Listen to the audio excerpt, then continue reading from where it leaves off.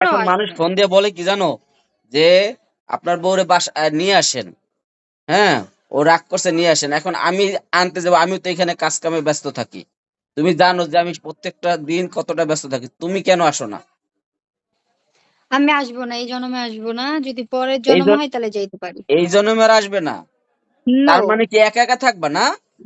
হ্যাঁ, স্বাভাবিক একা, একা থাকমু। কারণ তুমি তোমার কথা নিয়ে থাকো, তাহলে আমি আমার কথা নিয়ে থাকবো। ও, তোমার এই জেদ এই আমার কাহিনী। জেদ নাই। নতুন কাউরে পাইছো নাকি আবার? হ্যাঁ, নতুন কারে পাইছি কিনা এটা সময় দেখা যাবে।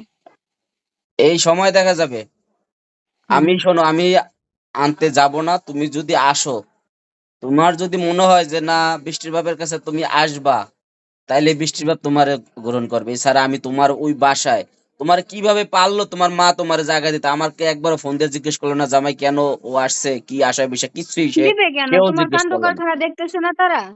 সবাই তো দেখছে। দেখো, তর্ক বিতর্ক করার আর ইচ্ছা নাই আমার। আর তুমি যে ভিডিও গুলো আমি, আচ্ছা যাই আমার হোক, সাথে তুমি কথা ভালো বলা সব থেকো। আমার ভিডিও গুলো যেহেতু তুমি ফোন সোশ্যাল মিডিয়ায় দেওয়াই না ছাড়ো কেন? আবার সব এই সোশ্যাল মিডিয়ায় সারাদিন ছাড়ো কেন? ইমুতে তারপর হোয়াটসঅ্যাপে মেয়েদের সাথে কথা বলো, ওগুলো সবকিছু প্রমাণ আমার কাছে আছে, বুঝছো? সব প্রমাণ আছে? সবকিছু আছে। প্রমাণ হ্যাঁ, থাকলে ভালো সবকিছু। কথা। আর আমার যে সময়ের এই যে সাথে এই যে সাথে ওগুলো কথাগুলা আমিও বলি, তুইলা তুমি ধরবো। ভিডিও কলে কথা বললে আবার ভিডিও ছাড়ো কেন ফেসবুকে? আর কয়দিন পরে সাব্বিরের গোপন তথ্য ফাঁস হবে, আর কিছু না। এই কাহিনী। এই যাও, হ্যাঁ। তোমার তোমার লগে আর কোনো কথা নেই। গোপন তথ্য থাকলে তুমি ফাঁস করে দাও, যাও।